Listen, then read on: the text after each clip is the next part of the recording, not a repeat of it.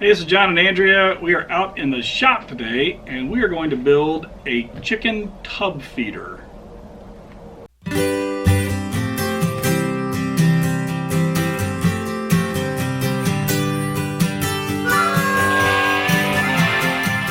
So a chicken tub feeder, it uses PVC elbows and the chickens stick their head in there and then they eat and it reduces the mess. Yeah, less spillage than any of the other feeders. Yeah. So we've made some smaller ones in the past. This one we've used for chicks, and it has really small PVC pipes, but you can see down in the middle, it is dirty, but it's been used. These are 2.5-inch PVC. This is 3.5-inch PVC for bigger birds. But that is made out of a 5-gallon bucket. The other one is a 2-gallon bucket. We've kind of graduated from a bucket to a tub with the size of our flock. If you're making and you only have, a small flock, this might be where it would work. This one over here that we're going to make can hold 100 pounds of feed at a time. And lasts us a couple days. Yeah, maybe 3. 3 days, 4 days, maybe at the most. So things you're going to need. First of all, you're going to need a tub. You could get a clear one, but for some reason the black ones were so much cheaper. So we just got one of those and we check them every couple days anyway. You're going to need a 90-degree PVC street elbow. Make sure it's a street elbow. What does that mean? That means it flares on one side and it's smooth on the other. That way it can fit in the hole that you're going to drill.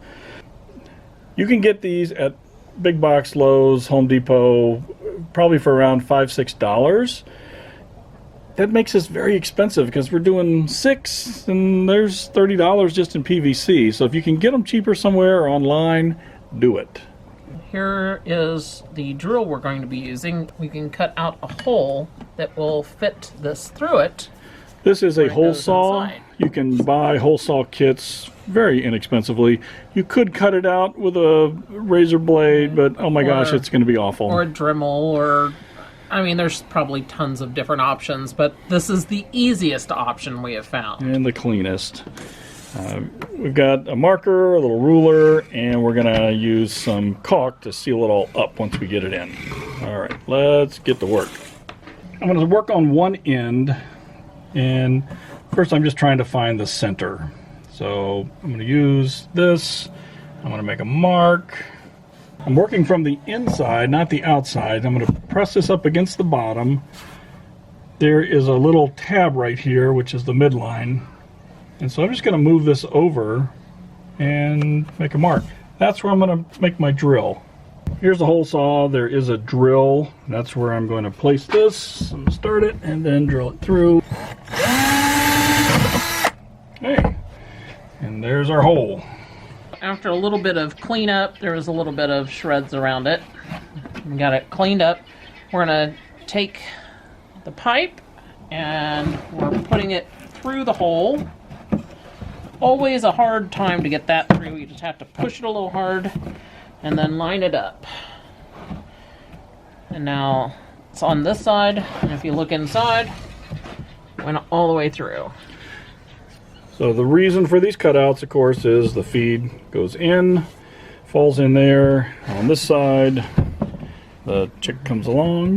Oh, look, food, yay! Stick their head in there, and they can eat. But they can't flick it. That's what they like to do. They like to flick the food around. They like to flick a lot of things around.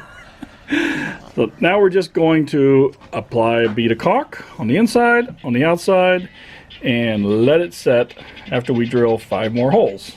Yay! So we'll just let this cure for a day and check it, and if everything is nice and solid, then it'll be ready for some feed and make our chickens happy. I like making our chickens happy.